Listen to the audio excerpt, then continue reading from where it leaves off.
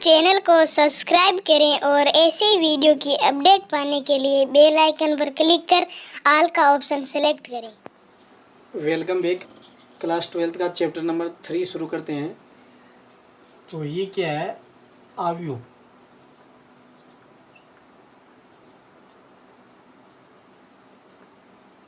जिसे इंग्लिश में मैट्रिक्स भी कहते हैं। इस वीडियो के अंदर इसका बेसिक है वो कंप्लीट करेंगे ताकि आगे का जो भी है वो अच्छे से समझ में आ जाए। तो इससे पीछे की वीडियो में मैंने चैप्टर 1 और चैप्टर 2 है वो अपलोड कर दिए हैं। जिन्होंने अभी तक वो नहीं देखे हैं वो देख लें, अच्छे से समझ लें। और जिन्होंने अभी तक चैनल को सब्सक्राइब नहीं किया है वो चैनल को सब्सक्राइब कर लें, वीडियो को लाइक करें और अपने दोस्तों को वीडियो को शेयर ज़रूर करें और अपने दोस्तों से चैनल को सब्सक्राइब करवाएं। तो बात करते हैं चैप्टर नंबर 3 की। तो सबसे पहले बात करते हैं आव्यूह। आव्यूह होता क्या है? तो आव्यूह क्या है? आव्यूह संख्याओं या फलनों का एक व्यवस्थित क्रम है। संख्याओं या फलनों का एक व्यवस्थित क्रम होता है। यानी मैं इसकी परिभाषा लिख देता हूँ।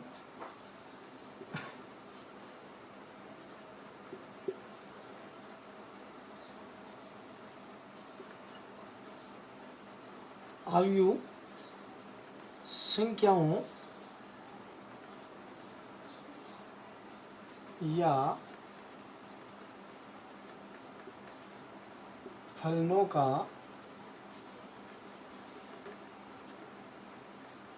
व्यवस्थित क्रम होता है। तो आव्यूह क्या होता है? संख्याओं या फलनों का व्यवस्थित क्रम होता है। इसके सारे जो यहाँ पर वर्ड हैं उनको मैं अच्छे से समझाऊंगा आपको। तो वीडियो को बिना स्किप किए कंटिन्यू आप रखना। आव्यूह संख्याओं का आव्यूह है वो संख्याओं या फलनों का व्यवस्थित क्रम होता है जिसमें संख्याओं या फलनों को हम क्या करते हैं? पंक्तियों और स्तंभ में लिखते हैं। इसमें संख्याओं या फलनों को हम क्या करते हैं? पंक्तियों और स्तंभों में लिखते हैं। अब बात करते हैं ये संख्याएं क्या क्या हो सकती है। तो संख्याएं वास्तविक, काल्पनिक यानी वास्तविक और सम्मिश्र सारी संख्याएं होती है और फलन भी इसके अंदर आ सकते हैं। अब व्यवस्थित क्रम का मतलब क्या है? व्यवस्थित क्रम मतलब एक फिक्स व्यवस्था होती है। जैसे मैं ऐसे बताऊं आपको, जैसे मैं ले लूं 1 2 3 4 5 और 6, इनको ले लूं।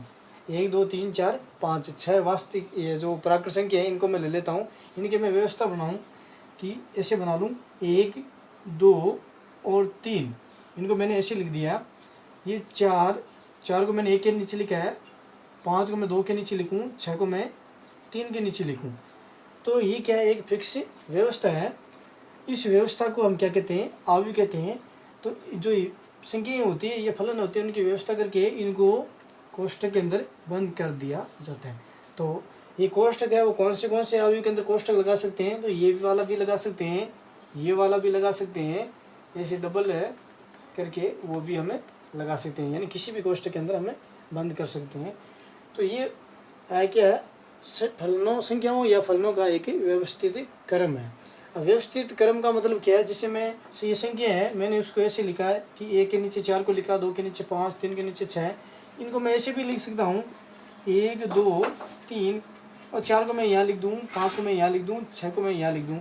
तो ये है वो आव्यूह नहीं होगा क्योंकि इनकी जो व्यवस्था है वो इस प्रकार की व्यवस्था नहीं है। यानी 1 के नीचे 4, 2 के नीचे 5, 3 के नीचे 6, यानी इस प्रकार की व्यवस्था नहीं है, इसलिए ये आव्यूह नहीं है। यानी ये व्यवस्थित क्रम नहीं है, इनका व्यवस्थित क्रम नहीं है, ये इसका व्यवस्थित क्रम है। तो व्यवस्थित क्रम में जो संख्याएं या फलन लिखे जाते हैं और उनको कोष्ठक के अंदर बंद किया जाता है तो उनको क्या कहते हैं? आव्यूह कहते हैं। एक चीज़ का और ध्यान रखना, आव्यूह का कोई मान नहीं होता है। आव्यूह केवल एक व्यवस्था होती है। संख्याओं या फलनों की एक व्यवस्था होती है, केवल क्या होती है? व्यवस्था होती है। उसे क्या कहते हैं? आव्यूह कहते हैं। तो आव्यूह का मतलब हो गया संख्याओं या फलनों का एक व्यवस्थित क्रम जिसमें संख्याओं को पंक्तियों और स्तंभों में लिखा जाता है। अब पंक्तियां किन्हें कहेंगे? पंक्ति किसे कहेंगे और स्तंभ किसे कहेंगे? तो पंक्ति है उसको रो बोलते हैं, स्तंभ है उसको कॉलम बोलते हैं।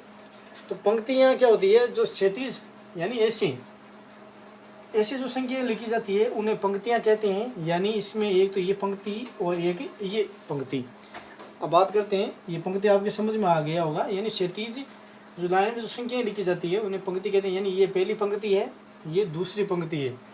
और बात करते हैं स्तंभ की, तो स्तंभ ये होता है ऊर्ध्वाधर, यानी ये एक स्तंभ है, ये वाला एक, ये वाला है और एक ये वाला है। तो ऐसे स्तंभ कहलाते हैं और ऐसे पंक्तियाँ कहलाती है। ऐसे तो स्तंभ कहलाता है और ऐसे पंक्तियाँ कहलाती है। यानी इसके अंदर बात करें पंक्तियाँ कितनी हैं और स्तंभ कितने हैं, इसके अंदर पंक्तियाँ कितनी हैं, एक और ये एक, यानी दो पंक्ति हैं। और स्तंभ की बात करें तो स्तंभ कितने हैं, एक ये और एक ये और एक ये, यानी एक, दो और तीन स्तंभ है। तो इसके अंदर तीन स्तंभ और दो पंक्ति हैं। पंक्तियों की संख्या है उसको अम से लिखा जाता है और स्तंभों की संख्या उसको अन से लिखा जाता है। तो यहाँ पर अम का मान कितना, अम का मान 2, यानी 2 पंक्ति हैं। और स्तंभ का मान कितना, स्तंभ का मान 3, यानी इसके अंदर 3 स्तंभ है। तो पंक्तियों और स्तंभों को इस प्रकार लिखा जाता है। यानी ऐसे ये पंक्तियाँ कहलाती है और ये स्तंभ कहलाते हैं। तो ये होता है आयु। आयु क्या है, संख्याओं या फलनों का एक व्यवस्थित क्रम है, जिसमें संख्याओं को क्या करते हैं, संख्याएं या फलन होते हैं उसको पंक्तियों और स्तंभों में लिखा जाता है। और संख्याएं क्या हो सकती है, वास्तविक संख्याएं हो सकती है, सम्मिश्र संख्याएं भी हो सकती है। अब बात करते हैं इसके बाद में, तो ये होता है आयु। और इसके बाद में बात करें आयु का क्रम। आयु का क्रम क्या होता है, तो आयु का क्रम है वो क्या होता है, पंक्तियों और स्तंभों की संख्या का गुणनफल होता है, उससे क्या कहते हैं, आयु का क्रम कहते हैं। यानी कोई भी आयु है तो वो किस क्रम का है, वो किस क्रम का है, उसका ऑर्डर क्या है, तो वो ऑर्डर ऑफ मैट्रिक्स। तो किसी भी आयु का क्रम क्या होता है, तो कोई भी आयु है उसके अंदर अम पंक्तियां हैं, कितनी अम पंक्तियां हैं।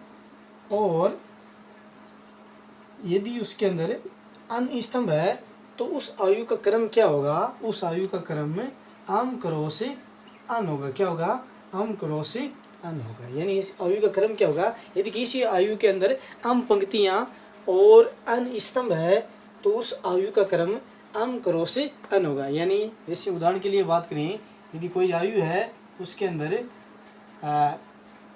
पंक्तियां है वो है 4 और स्तंभ है वो है 5, तो इस आयु का क्रम क्या होगा, इस आयु का क्रम अम क्रॉस अन, यानी 4 गुणा 5 होगा। क्या होगा, 4 गुणा 5, ये इसका क्रम होता है। और भी अच्छे से समझाने के लिए मैं एग्जांपल ले लेता हूँ। जैसे 1, 2, 3, 4, 5 और 6। अब आपको पूछ लें, जो ये आयु दे रखा है इसको आयु है, एक चीज़ और बता देता हूँ मैं, आयु है उसको अंग्रेजी वर्णमाला के बड़े अक्षरों से लिखा जाता है, यानी A, B, C इत्यादि। तो आयु को अंग्रेजी वर्णमाला के बड़े अक्षरों से लिखा जाता है। अब बात करते हैं, ये हो गया आयु A, इसका नाम हो गया आयु A। अब बात करें इसका क्रम क्या है, इसका ऑर्डर क्या है, तो इसका क्रम ज्ञात करने के लिए हम देखेंगे इसके अंदर पंक्तियाँ कितनी है और इसके अंदर स्तंभ कितने हैं। पंक्तियों की संख्या को पहले लिखा जाता है, स्तंभों की संख्या को बाद में लिखा जाता है क्रम लिखते समय। तो हम यहाँ पर देखते हैं पंक्तियाँ कितनी है, तो पंक्तियाँ कितनी है, 1 और 1 2 है। तो यहाँ लिखेंगे क्रम है वो यहाँ लिखते हैं 2 गुणा, अब देखेंगे स्तंभ कितने, तो 1, 2 और 3 इसके अंदर क्या है, स्तंभ है। तो जो आयु ए है उसका क्रम क्या है, 2 गुणा 3 है। इसको 2 गुणा 3, 2 क्रॉस 3 ऐसे बोल सकते हैं। तो कोई भी आयु है उसका क्रम ज्ञात करना है तो इसे ज्ञात करते हैं। जैसे एक एग्जाम्पल और ले लेते हैं, 0, 1, 5, 6, 7, 2, 4, 3, 0, 4 ऐसे मैं ले लेता हूँ। हम यहाँ पर क्या करें, मैंने अभी बताया कि वो कोष्टक बताए थे, इन कोष्टकों में लिख सकते हैं। हम यहाँ पर इस कोष्टक का ही प्रयोग करेंगे, इस चैप्टर के अंदर हम इस कोष्टक का प्रयोग करेंगे। अब बात करें इस आयु, जो आयु बी है उसका क्रम क्या है, तो आयु बी का क्रम क्या है, तो बी का क्रम ज्ञात करने के लिए हम देखेंगे, एक और ले लेता हूँ मैं, एक काम करता हूँ,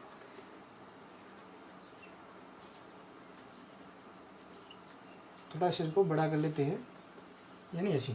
अब देखते हैं इसका क्रम क्या है। तो सबसे पहले हम देखेंगे पंक्तियाँ कितनी है। तो 1 2 और 3 पंक्तियाँ हैं, तो 3 लिख देंगे यहाँ पे, 3 क्रॉस, आगे आपको क्रॉस का चिन्ह लगाना है। देखेंगे स्तंभ कितने हैं, तो 1 2 3 4 और 5 स्तंभ है। इसके अंदर कितने स्तंभ है, 5।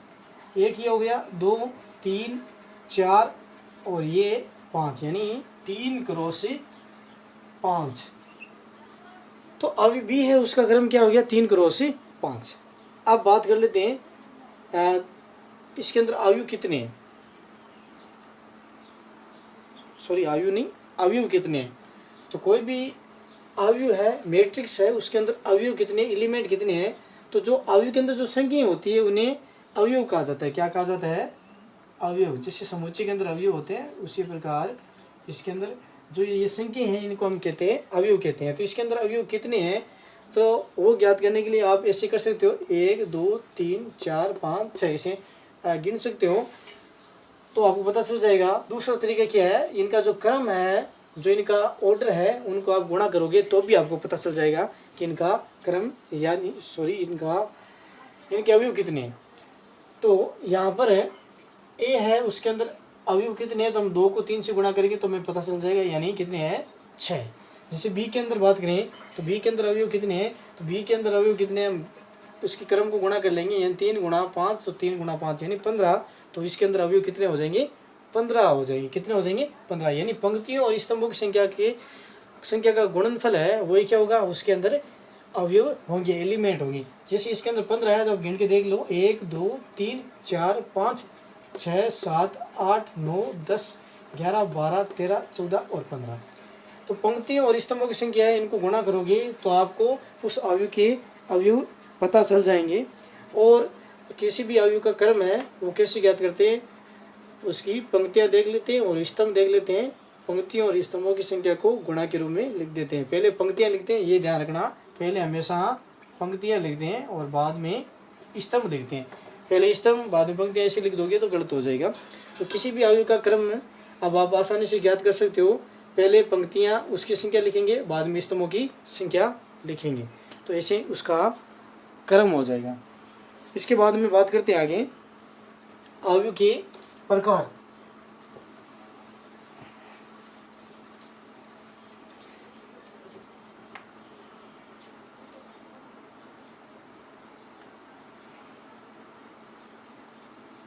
अवयव के प्रकार है, टाइप्स ऑफ मैट्रिक्स। मैट्रिक्स है वो कितने टाइप के होते हैं, कितने प्रकार के होते हैं। तो सबसे पहले बात करते हैं नंबर 1, पंक्ति अवयव। तो पंक्ति अवयव क्या होता है, पंक्ति अवयव को इंग्लिश में क्या बोलते हैं, रो मैट्रिक्स बोलते हैं। क्या बोलते हैं, रो मैट्रिक्स।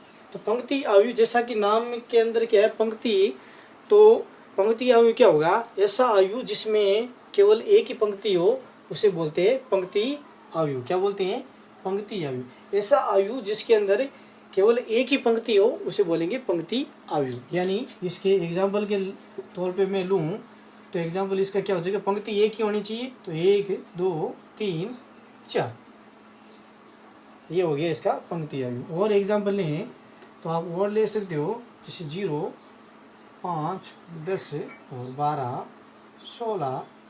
पंक्ति एक ही होनी चाहिए, स्तंभ कितने भी हो सकते हैं। तो ऐसे आप बहुत सारे एग्जाम्पल ले सकते हो, और वैसे कोई हार्ड वाली बात नहीं है। पंक्ति की अवयव तो एक ही पंक्ति होनी चाहिए, तो आप एक ही पंक्ति बना के कितनी भी आगे संख्याएं लिख सकते हो। बात करें इनके क्रम की, इनके ऑर्डर की, इनका ऑर्डर क्या है, तो इसका क्रम क्या है, तो इसके अंदर पंक्ति कितनी है, 1 है, और स्तंभ कितने हैं वो देख लेते हैं। इसके अंदर 1 2 3 और 4 स्तंभ है, तो इसका क्रम क्या हो जाएगा, 1 क्रॉस 4 होगा।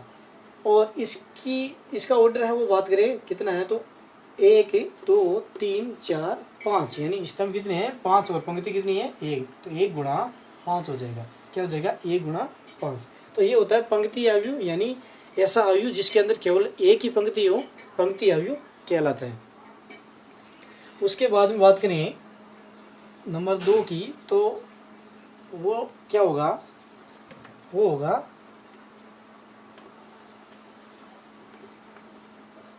स्तंभ अवयव।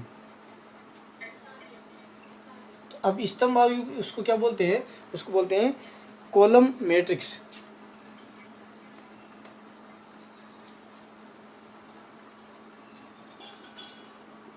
अब ये क्या होता है, तो जैसे पंक्ति आयु था उसके अंदर क्या था, एक ही पंक्ति थी, तो स्तंभ आयु है तो इसके अंदर क्या होगा, एक ही स्तंभ होगा। यानी ऐसा आयु जिसके अंदर केवल एक ही स्तंभ हो, स्तंभ आयु कहलाता है। यानी इसके एग्जाम्पल लें तो स्तंभ एक ही होना चाहिए, पंक्तियाँ कितनी भी हो सकती हैं, यानी 1 2 3 और 4। आप चेक कर सकते हो, एक ही स्तंभ है, पंक्तियाँ कितनी है इसके अंदर, 1 2 3 और 4 पंक्तियाँ हैं। तो इसका क्रम क्या होगा, इसके क्रम की बात करें तो इसका क्रम होगा 4 गुणा 1, पंक्तियाँ 4 और स्तंभ कितना 1। और इसका एग्जाम्पल लें तो आप बहुत सारे एग्जाम्पल ले सकते हो, जैसे 0 -1 -2 मैं ले लूँ, तब इसका ऑर्डर है वो क्या होगा, तो इसका ऑर्डर है पंक्तियाँ कितनी 1 2 और 3 है, तो ये 3 गुणा स्तंभ कितना 1। यानी स्तंभ आयु है वो क्या होगा, ऐसा आयु जिसके अंदर केवल एक ही स्तंभ हो, स्तंभ आयु कहलाता है। चलते हैं आगे।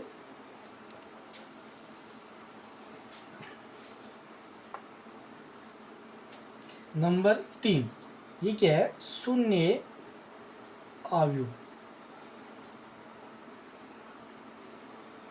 इसको बोलते हैं 0 या नल मैट्रिक्स। 0 या नल मैट्रिक्स। तो शून्य आयु, तो नाम से स्पष्ट है, शून्य और आयु यानी ऐसा आयु जिसके सभी अवयव शून्य हो, शून्य आयु कहलाता है। ऐसा आयु जिसके सभी अवयव शून्य हो, शून्य आयु कहलाता है। ये किसी भी क्रम का हो सकता है, जैसे मैं इसके एग्जाम्पल ले सकता हूँ, ऐसे ले लो 0 0 0 0, ये भी क्या है शून्य आयु, ये भी क्या है शून्य आयु। ऐसे भी ले सकते हैं 0 0 0 0 0 0 0 0।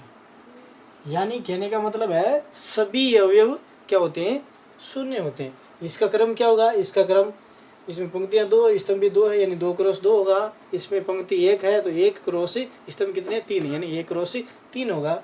इसमें 3 पंक्तियाँ हैं और 3 स्तंभ है, यानी इसका क्रम क्या होगा, 3 क्रॉस 3 होगा।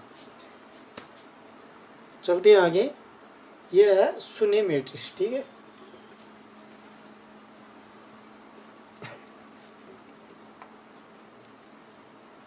नंबर 4, ये क्या है, वर्ग आयु। वर्ग है उसको इंग्लिश में क्या बोलते हैं, स्कोर। Score matrix. अब वर्ग आयु क्या होता है, वर्ग आयु यानी वर्ग बनना चाहिए, क्या बनना चाहिए, वर्ग बनना चाहिए। तो वर्ग है आपको पता है ऐसे होता है, यानी सारी भुजाएं बराबर होती है, तो इसी प्रकार का हमें बनाना होगा। तो पहले मैं आपको समझा देता हूँ कि ये जो आयु है वो आयताकार भी हो सकता है, वर्गाकार भी हो सकता है। आयताकार का मतलब क्या, जैसे ये ले लूँ तो ये क्या है, आयु आयताकार है, यानी आयत के जैसा, आप इसको देख सकते हो आयत के जैसा है। और वर्गाकार होता है, उसके अंदर क्या होता है, जितनी पंक्तियाँ होती है उतने क्या होते हैं, स्तंभ होते हैं, यानी वर्ग के जैसा। जितनी पंक्तियाँ उतने क्या स्तंभ। तो यहाँ पर बात यही है, तो आयु ऐसा भी हो सकता है, ऐसा भी हो सकता है, आप इसमें कन्फ्यूजन मत रखना। बात करते हैं वर्ग आयु की, यानी स्कोर मैट्रिक्स की। तो वर्ग आयु क्या होता है, ऐसा आयु जिसके अंदर पंक्तियाँ और स्तंभों की संख्या, पंक्तियों और स्तंभों की संख्या बराबर हो, वर्ग आयु कहलाता है। तो इसके एग्जाम्पल भी ले लेते हैं, जैसे 1 2 5 और 6। इसके अंदर 2 ही पंक्तियाँ और 2 स्तंभ है, तो ये क्या है, वर्ग आयु है, यानी उसका क्रम क्या, इसका क्रम क्या होगा, 2 क्रॉस 2 होगा। मैं और ले लेता हूँ 0 0 4 5 6 3 2 -1 5। इसमें क्या है, 3 पंक्तियाँ हैं और 3 ही स्तंभ है, इस कारण ये भी क्या है, एक वर्ग आयु है। यानी आप देख सकते हो ये वर्ग की आकृति बनाता है, इसलिए इसे वर्गायु कहते हैं, क्योंकि इसके अंदर पंक्तियां और स्तंभों की संख्या क्या है, बराबर है। आगे चलते हैं।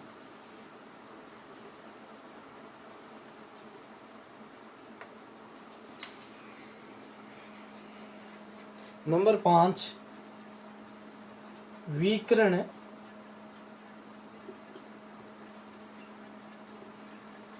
अवयव। अब विकर्ण है उसको इंग्लिश में क्या बोलते हैं, डायगोनल बोलते हैं, DIG, सॉरी इसकी स्पेलिंग थोड़ा देख लेना, DIAGO, डायगोनल मैट्रिक्स। अब ये क्या होता है, विकर्ण अवयव। तो विकर्ण आप जानते हो कि कोई भी जैसे वर्ग ले लो या फिर आयत ले लो, तो उसका विकर्ण ये होता है, क्या होता है, ये होता है, ये मुख्य विकर्ण कहलाता है। और ये भी ऐसी विकर्ण होता है, तो यहाँ पर मुख्य विकर्ण की बात करेंगे तो ये विकर्ण होता है। तो विकर्ण अवयव क्या होगा, ऐसा वर्ग अवयव जिसके मुख्य विकर्ण के अवयवों के अतिरिक्त से सभी अवयव शून्य हो, विकर्ण अवयव कहलाता है। यानी कोई भी वर्ग अवयव जिसके मुख्य विकर्ण को छोड़कर बाकी के सारे अवयव क्या होने चाहिए, शून्य होना चाहिए। जैसे मैं ले लूँ 1 2, यहाँ पर 0, यहाँ पर 0, तो ये इसका मुख्य विकर्ण है, ये शून्य नहीं है, और बाकी के जितने भी अवयव है वो क्या है, शून्य है। इसका मतलब ये क्या है, वर्ग विकर्ण अवयव है, क्या है, विकर्ण डायगोनल मैट्रिक्स। और एग्जाम्पल ले लें तो 1 2 3 0 0 0 0 0 और 0, तो ये जो मुख्य विकर्ण है वो शून्य नहीं है, और बाकी के सारे अवयव है वो क्या है, शून्य है। तो ये भी क्या है, ये भी विकर्ण अवयव है। इसकी क्रम की बात करें तो इसका क्रम क्या है, 2 क्रॉस 2, आप चेक कर सकते हो, वर्ग अवयव है। इसका क्रम क्या है, 3 क्रॉस 3। इसका मतलब ये भी क्या है, वर्ग अवयव है। यानी कहने का मतलब ये है कि कोई भी वर्ग अवयव जिसके मुख्य विकर्ण के अतिरिक्त शेष सभी अवयव शून्य हो, तो वो अवयव विकर्ण अवयव कहलाता है। चलते हैं आगे, करते हैं नेक्स्ट।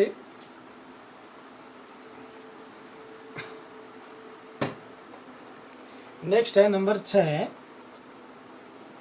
अदिश अवयव।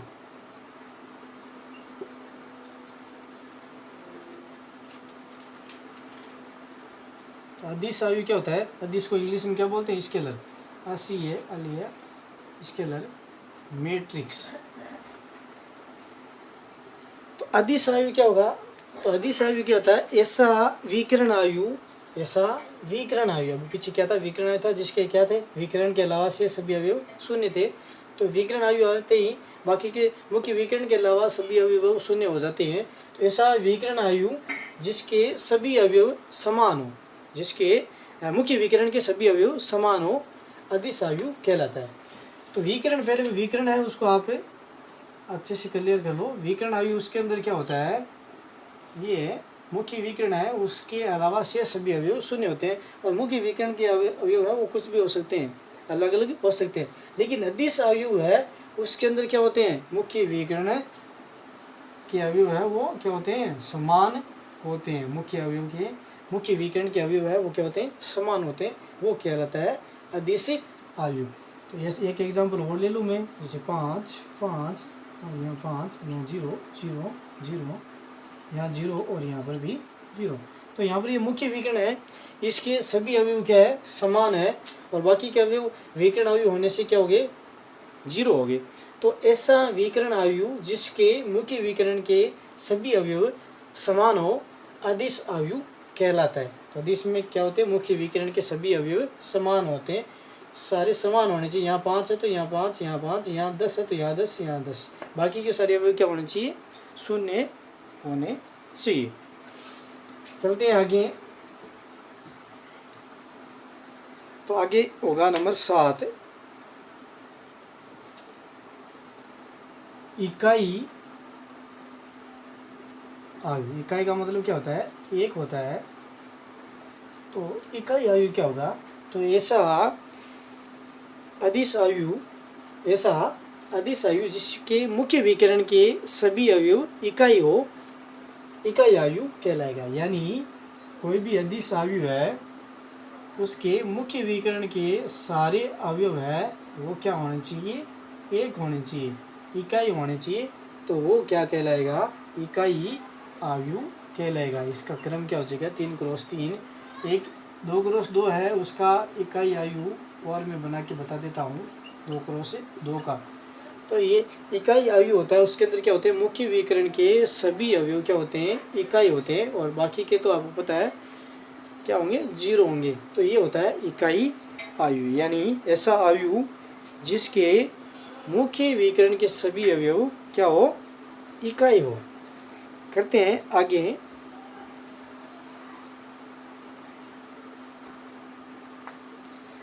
अब बात करते हैं नंबर 8 की। तो ये क्या है, त्रिभुजाकार आयु।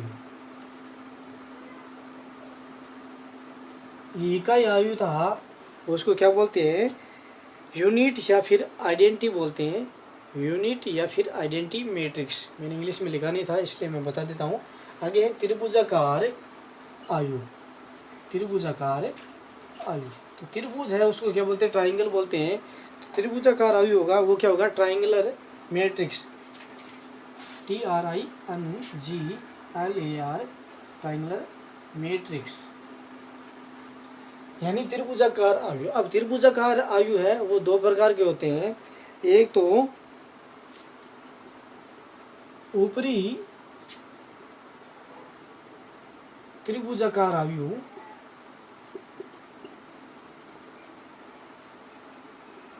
और दूसरा होता है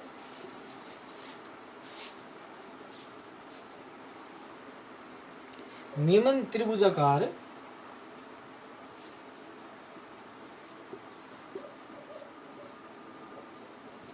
निम्न त्रिभुजाकार आयु। अब ऊपरी त्रिभुजाकार आयु क्या होता है और निम्न त्रिभुजाकार आयु क्या होता है। तो ऊपरी त्रिभुजाकार आयु क्या होता है, ऐसा वर्ग आयु, ऐसा वर्ग आयु जिसमें मुख्य विकिरण के नीचे के अवयव शून्य होते हैं, ऊपरी त्रिभुजाकार आयु कहलाता है। और निम्न त्रिभुजाकार आयु क्या कहलाएगा, ऐसा वर्ग आयु जिसमें मुख्य विकिरण के ऊपर के अवयव शून्य हो। ये क्या होगा, ऐसा वर्ग आयु जिसमें मुख्य विकिरण के नीचे के अवयव शून्य होंगे। यानी एग्जाम्पल लें तो एग्जाम्पल क्या होगा, जैसे मैं ये ले लूँ, ये मुख्य विकिरण हो गया, इसके नीचे के अवयव, इसके नीचे के अवयव क्या होने चाहिए, शून्य होने चाहिए। तो यहाँ पर शून्य नहीं होगा, यहाँ पर मैं कोई और संख्या ले लेता। तो ऐसा वर्ग आयु जिसमें मुख्य विकिरण के नीचे के अवयव शून्य होने चाहिए। मैं ये 2 क्रॉस 2 का लिया, मैंने 3 क्रॉस 3 का भी ले लेता हूँ। यानी 1 2 3 ले लिया, ये मुख्य विकिरण हो गया, इसके नीचे के अवयव क्या होने चाहिए, शून्य होने चाहिए। तो यहाँ पर कोई संख्या ले लेते हैं, 7 8 9। ये 3 क्रॉस 3 का ऊपरी त्रिभुजाकार अवयव है, यानी ऊपर जो ऊपर वाले अवयव हैं वो शून्य नहीं होंगे, नीचे वाले शून्य होंगे।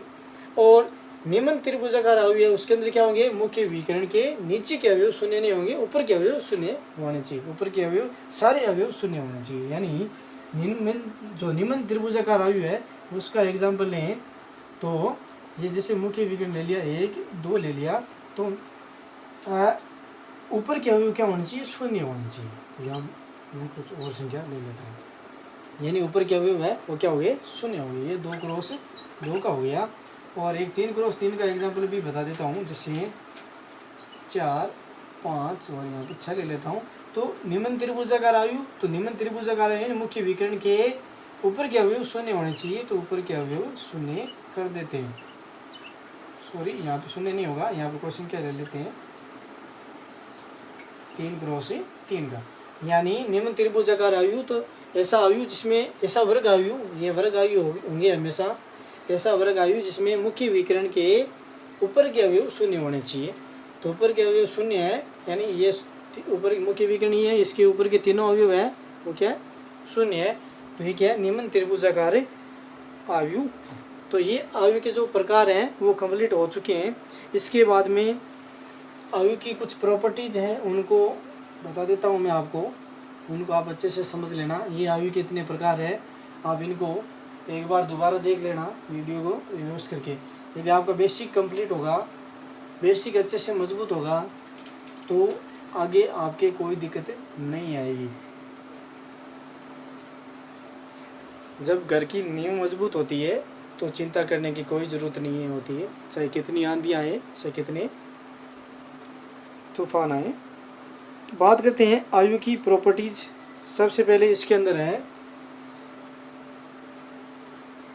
आयु के गुणधर्म है। इसके अंदर है आयु का परिवर्त। आयु का परिवर्त। अब परिवर्त है उसको क्या बोलते हैं? ट्रांसपोज बोलते हैं, यानी transpose of matrix. Transpose of matrix यानी आयु का परिवर्त। तो आयु का परिवर्त क्या होता है, कैसे ज्ञात करते हैं? यदि कोई आयु है उसकी पंक्तियों को स्तंभों में बदल दें और स्तंभों को पंक्तियों में बदल दें, यानी पंक्तियों और स्तंभों को आपस में चेंज कर दें, तो वो जो आगे प्राप्त होगा वो जो पीछे वाला आयु उसका परिवर्त कहलाता है, यानी आयु का परिवर्त। तो आयु का परिवर्त क्या होता है? यदि किसी आयु की पंक्तियों को स्तंभों में और स्तंभों को पंक्तियों में बदल दें तो उसे आयु का परिवर्त कहते हैं। जैसे मैं एग्जाम्पल ले लूँ, जैसे ए ले लें, हमारा ए आयु है 1 2 3 4 5 6। कोई आयु ए दे रखा है और आपको बोले कि इसका ट्रांसपोज ज्ञात करो, परिवर्त ज्ञात करो, तो परिवर्त है वो कैसे ज्ञात करते हैं? तो किसी भी आयु का ट्रांसपोज है उसको कैसे ज्ञात करते हैं? ऊपर या तो टी लगा दो या फिर लगा दो डैश, यानी ऐसे लिखें या ऐसे लिखिए तो एक ही बात है। तो ये कैसे ज्ञात करते हैं? पंक्तियों को स्तंभों में और स्तंभों को पंक्तियों में बदल देते हैं, यानी इसके अंदर इसका क्रम क्या होगा? 2 क्रॉस 3 होगा, 2 पंक्तियाँ और 3 स्तंभ है। तो इसका ट्रांसपोज क्या होगा? इसकी जो पंक्तियाँ हैं उसको हम स्तंभों में बदल, जैसे ये पंक्ति है इसको हम क्या करते हैं? स्तंभ बना दें, यानी ये 1 2 3। ये पंक्ति इसको भी हम क्या कर दें? स्तंभ बना दें। तो ये जो पंक्तियाँ थी उसको हमने स्तंभों में चेंज कर दिया, स्तंभ अपने आप पंक्तियों में चेंज हो गई, ये पंक्तियों में चेंज हो गई, देख लो आप। तो अब इसका क्रम क्या होगा? इसका क्रम होगा 3 क्रॉस 2। यानी कहने का मतलब है पंक्तियों को स्तंभों में और स्तंभों को पंक्तियों में चेंज कर दिए तो जो आयु प्राप्त होगा वो क्या कहलाता है? आयु का परिवर्त कहलाता है। तो किसी भी आयु का परिवर्त ट्रांसपोज क्या होता है? उसकी पंक्तियों को स्तंभों में और स्तंभों को पंक्तियों में चेंज कर दें तो उस आयु का परिवर्त कहलाता है। चलते हैं आगे।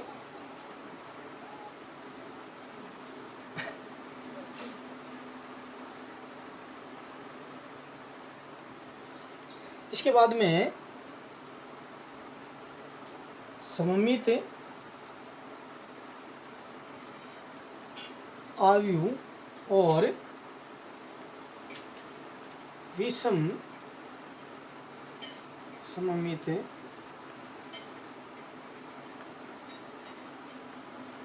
आयु।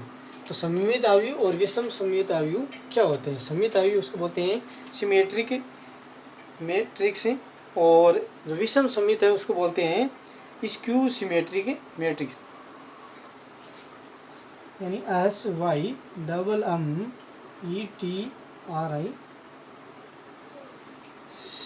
Symmetric matrix. और इसको बोलते हैं स्क्यू, SKEWSYMMETRIC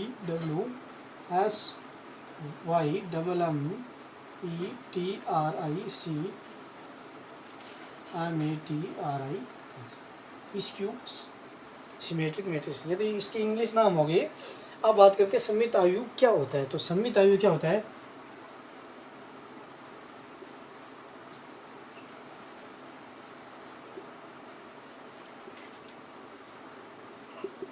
यदि कोई आयु है उसका परिवर्त ज्ञात करें, यदि कोई आयु है और उसका परिवर्त ज्ञात करें तो वापस वही आयु प्राप्त हो हमें, यानी जो आयु है उसका हम परिवर्त ज्ञात करें और वापस हमें वही आयु प्राप्त हो तो उस आयु को क्या बोलते हैं? सममित आयु बोलते हैं। यानी जब कोई आयु है उसका हम ट्रांसपोज ज्ञात करते हैं तो हमें क्या प्राप्त होता है? तो वही आयु प्राप्त होता है।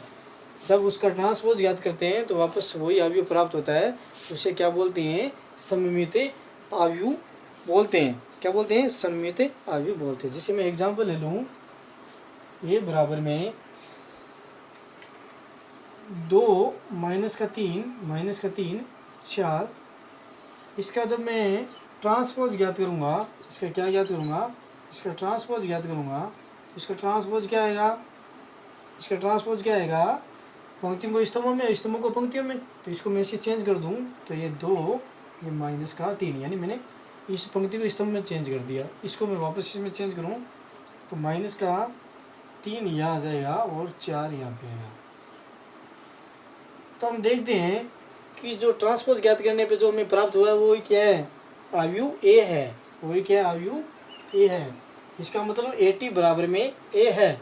AT बराबर में ए है तो हमारा जो अवयव ए है वो क्या है, वो सममित अवयव है। यानी सममित अवयव क्या होता है, यदि किसी अवयव का ट्रांसपोज ज्ञात करते हैं तो अवयव ए प्राप्त होता है। किसी अवयव ए का ट्रांसपोज ज्ञात करने पर यदि अवयव ए प्राप्त होता है तो उसे उस अवयव ए को सममित अवयव कहते हैं। अब बात करते हैं विषम सममित अवयव की।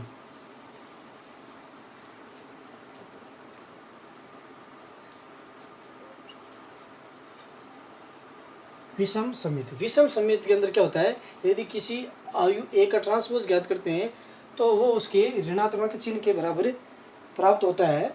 वो उसके ऋणात्मक चिन्ह के बराबर में प्राप्त होता है तो वो विषम सममित अवयव कहलाता है। यानी AT बराबर में क्या होता है, माइनस का ए होता है। AT बराबर में माइनस का ए। जैसे एग्जाम्पल के लिए ए ले लेते हैं,